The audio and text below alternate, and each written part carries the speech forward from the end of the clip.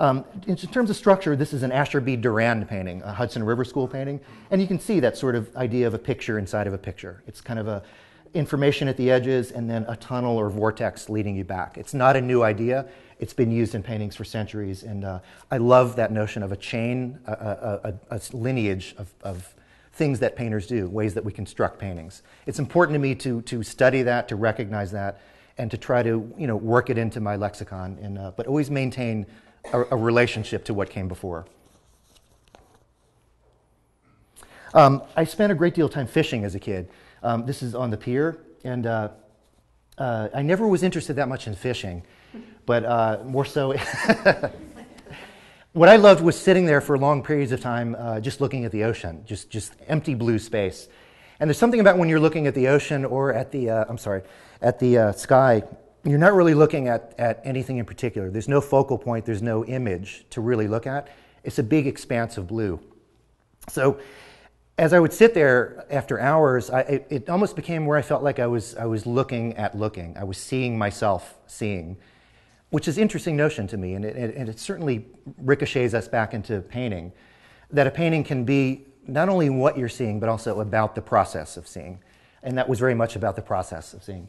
One of my earliest books that I had when I was a kid was Manet's sea paintings, the sea battle paintings from the 1860s. You might be familiar with these beautiful fields of turquoise and blue, and then the ships in black and pewter battling in these beautiful compositions like this one. And I copied these, and this is like 11 years old maybe, in watercolor.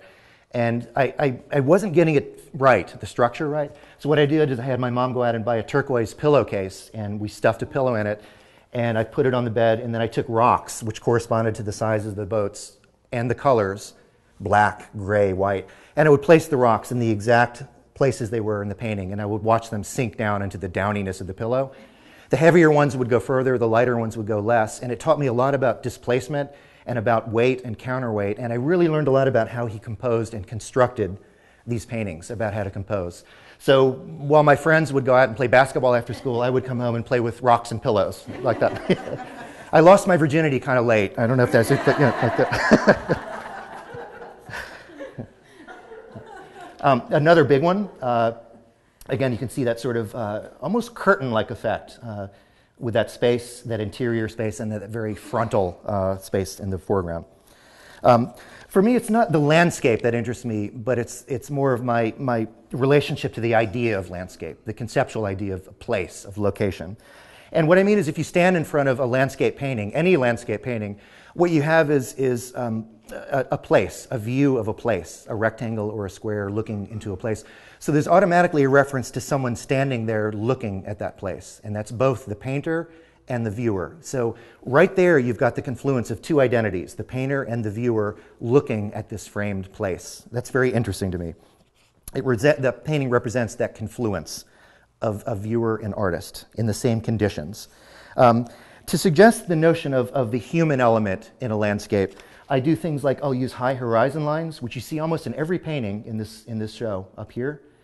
The high horizon gives you the impression of depth and weight and gravity and mortality, as opposed to a low horizon with more of a sky element, which tends to suggest something else, something more uplifting, more ethereal, more eternal.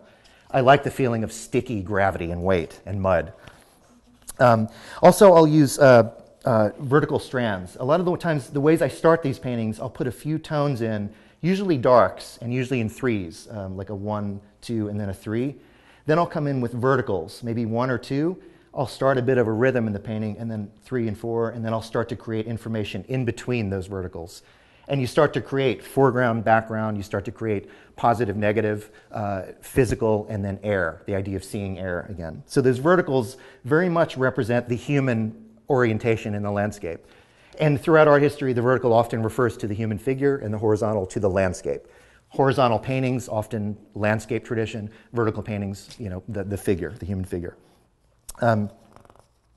Also, you'll notice a lot of the verticals are often countered by horizontals. And every time they cross, it makes, for me, a little detonation of energy, a little explosion. And that's part of the way I construct the gaze, the eye. Your eye, as you move through the painting, is these little detonations, these crosses. each one a little blast of energy, which kind of moves you and crackles and moves throughout the space. Also, the vertical always refers to the edges of the painting, and the horizontal to the top and the bottom. So you're getting a repeating of the structure, of the overall vertical, horizontal nature of the painting, over and over and over again. It's just a restating of the rectangle. And indeed, John Ruskin said that all motion in water elongates reflections and throws them into confused vertical lines. I just throw that in there. I like that quote. And that brings me to the idea of movement. And I want to show you this 1874 Degas painting called The Absinthe Drinker. And we all know that Degas was very interested in the notion of movement, with the ballet dancers, the horse racing, the theater, women bathing. What I love about this painting is the figure is absolutely still, gazing out at us. The movement in the painting is not supplied by her. The movement in the painting is supplied by our eyeballs as we negotiate these dynamic zigzags in the foreground. We bring the movement into the painting. We're implicated in the painting. We have to finish it. We have to do some of the work. It's not provided for us. I like the notion that in that we're included in the envelope of the painting, the perceptual envelope. We have to do part of it. And I love that notion that perhaps the subject here is not what we're looking at, but rather how we look at it, the way that our eyes negotiate the space. Here's a vertical one of mine. Again, you can see that sort of, like the Hudson River painting I just showed, that sort of tunnel effect here, and a very foreground element on this side. This is quite large, so if you can see those grooves, those flutes, that's finger, and you can see that evidence in a lot of these paintings. Also another big one, just sort of a churning, I like Tiepolo a lot, the Venetian painter, and if you look at those ceiling paintings, that swirling liquid energy, I like that feeling. Also another vertical one. I had a lot of trouble with this one, but many, many months later, I think I was able to mitigate that and create something kind of perfumey. I love when other adjectives are brought into to a painting. Perfumey is one of them, or fragrant. I love the notion of fragrant in a painting. The way that I like to construct the paintings, you've noticed, is chunks, big chunks, fragments of color, of pure saturated color. Nothing new, again. Blanche Lazelle, a very interesting printmaker, who came up with a kind of a white line print technique. It's the same kind of notion of stacking. If you think of a deck of playing cards and a card table, if you just dump the cards on the table randomly, they're layered, they're overlapping each other in different directions. That's, in a way, the way I like to construct the paintings, stacking color to create depth and space, but also the feeling of stacking, of layering skin on top of skin. Romeo Bearden, the same thing. Again, just fragmented shapes and stacking of colors, all compressed into a space. The reason I like that fragmented feeling is because I think it suggests doubt and structure over appearance. It's not trying to capture the appearance of something. It's trying to argue and negotiate and make little decisions with little doubts, little uncertainties to try to collapse all that very delicately into a new thing.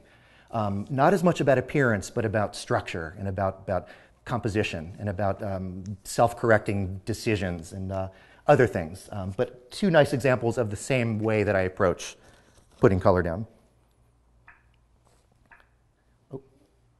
I want to show you a Cézanne painting, The Bathers from 1906, and we're going to pair it with a Veronese etching from the 16th century. It's documented that Cézanne looked at the Veronese for his structure in that painting. This is in the Philadelphia Museum of Art. It's one of my favorite paintings in the world. You'll see there are two groups of figures, also in the Veronese. You can see that the foreground plane, and then the river is a second plane, and then the distant bank, a third plane. In the Veronese, it's the ground in the front, the table front, which is like the river, and then the tabletop under Christ there is the distant background there. Also, if you notice, about where Christ's head is there's a church, a steeple back here. And also you have that sort of collapsing tent or triangle-like shape, which I use a lot in my paintings. You can see it in the pediment above the head of Christ here, and in the Cézanne very emphatically in the structure here. And in the Cézanne, it's both historical. If you think of Michelangelo's figures, muscular, torqued figures all clustered together like that, but it's also very forward-looking in the elongation of the figures, the simplification of the figures, and the very limited palette, which is essentially raw sienna, burnt sienna, and a range of blue grays. So because everything is so fragmented and surface-oriented in the Cézanne, you're challenged to look at the surface of the painting. It's not really as much about illusion, it's about a fact of things happening on a surface. In here, in the Veronese, it's linear perspective, which tends to pull your eye back through the lines, which pulls you into space. So in one way, you're looking into this and you're looking at that. That's kind of a duality I'm interested in my paintings, to try to negotiate both of those. I like the idea that in my paintings, hopefully, you'll find yourself looking into it, into the illusion, into the melting of the space. And then at the same moment, you might be ping-pong back out and look at the surface. It's very difficult to do both at the same time. It's looking either at or in. And I like the notion of that kind of shifting back and forth, external and internal again.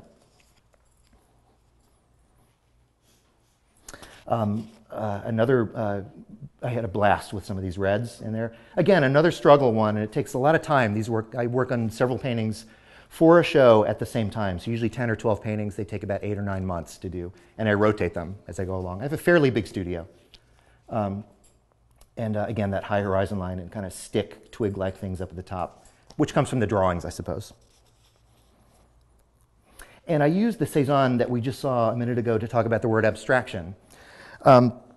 I don't think of abstraction necessarily as a style. I think of it only as a process, as a verb. Abstraction is something a painter does. I can't tell you that I'm going to make an abstract painting any more than I can say I'm going to do an imitation of breathing. It's impossible for me to think about. The paintings all come from something tangible, something that I know very deeply, and then I use the process of abstraction to try to create this new thing, this world in here. To abstract simply means to remove, which implies that it must be removed from something, from somewhere. I very much consider myself a landscape painter who arrives at my paintings through the process of abstraction. And my teacher, Michael